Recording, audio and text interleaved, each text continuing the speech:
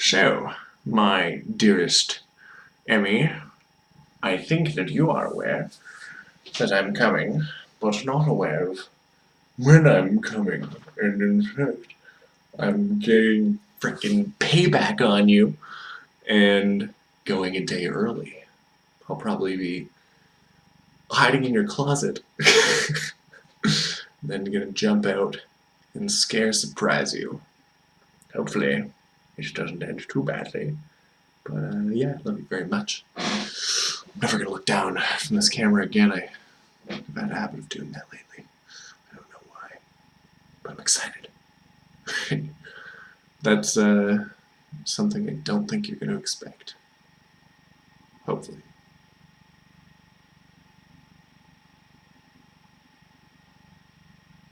I love you. I'll see you soon.